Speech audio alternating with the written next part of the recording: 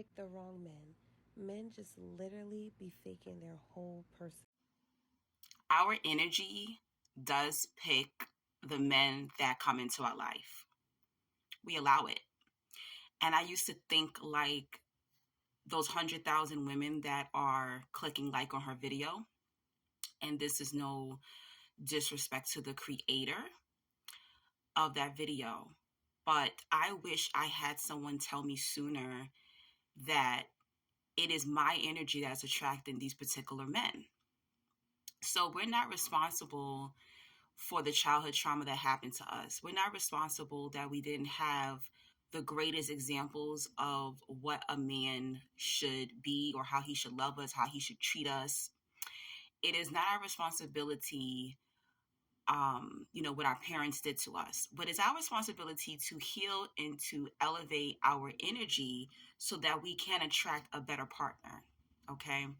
If you line up all your homegirls right now and they all have the same romantic situations as you, I need you to go cut all them off.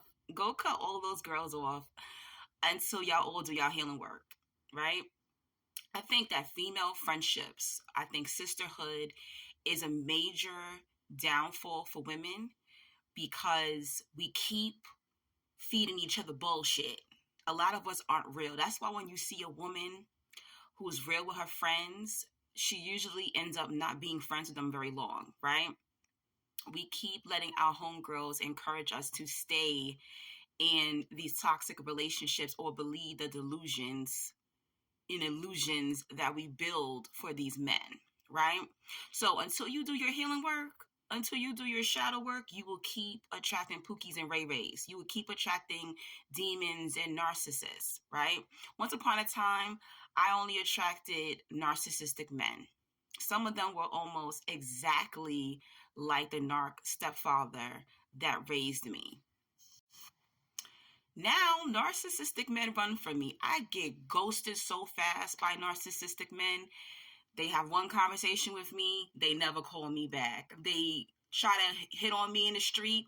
They don't even ask me for my number because they're picking up my energy. They're picking up the conversation. I go on one date with them. They're nice. They pay the bill. Never call me back.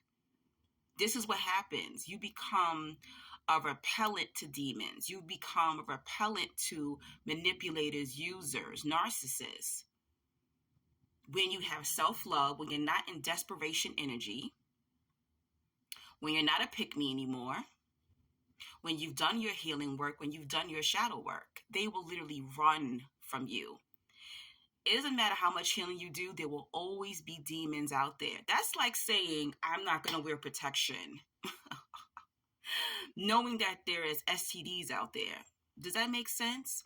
So you are responsible to heal, and you are responsible to protect yourself from narcissists, to protect yourself from allowing these individuals to come in. It don't matter how much a man pretends with me. I'm going to find out. I'm going to find out from visions. I'm going to find out in a dream. I'm going to find out by paying attention to the red flags.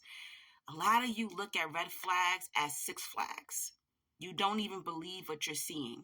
If you sat down with a pen and paper right now and you think back to all the narcissistic men, all the players, all the liars that you met, I bet you can come up with 5 red flags that you let skip over. You kept sleeping with him. You kept talking to him. I bet you can come up with at least 5 red flags. A lot of you do not want to believe the red flags. Every toxic person, every narcissist gets off at least 1 red flag of body language or verbally. Always. Sometimes God himself will even tell you about them and you still don't listen. I have this quick story about a friend. He ended up marrying a narcissistic woman. The day before his wedding, he's sitting in his car and he's like, "Dear God, please let me know, like, should I marry this woman tomorrow?" Because he already felt it in his spirit. A lot of you don't even believe your own woman intuition, right? But he didn't believe in his energy, his own male intuition.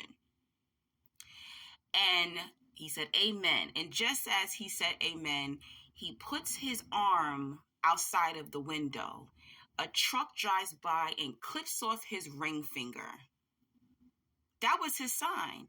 That is how insane God had to clip off his ring finger for him not to marry that woman. Do you know the next day he married that woman with no ring finger on?